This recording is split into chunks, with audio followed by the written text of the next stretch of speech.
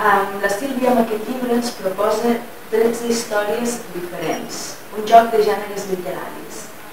El joc, pensava avui, és una qüestió innata en les nenes i els nens, però els grans a vegades perdem la capacitat de jugar i, per tant, qui s'ho proposa n'ha d'aprendre. I la Sílvia demostra amb aquest llibre que ja fa temps que ha après ella l'ofici literari.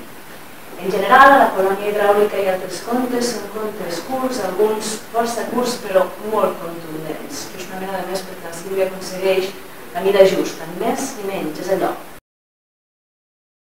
Aquí podem trobar apunts de ciència-ficció, apunts de crítica social, apunts d'humor negre, com has dit tu, i tot escrit en un llenguatge àgil, un llenguatge polit, i amb una bona construcció de personatges, aspecte dificilíssim.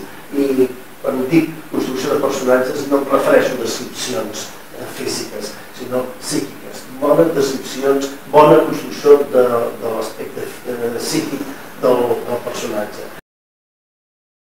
I ara aquí hi ha un detall que és interessant, que ell ho fa des de la distància. Ella no s'involucra, no pren partit en aquests contes, ho fa des de la distància. I això és bo, això és molt bo. Quina és la qualitat d'un bon escriptor? La qualitat d'un bon escriptor no és la de moralitzar, els seus textos no han de ser moralitzants, no ens ha d'ensenyar res, no ens ha de alliçonar, no ens ha de doctrinar, simplement relata uns fets, descriu una atmosfera i ja està, i tu n'has de treure les teves conseqüències i n'has de fer la teva anàlisi.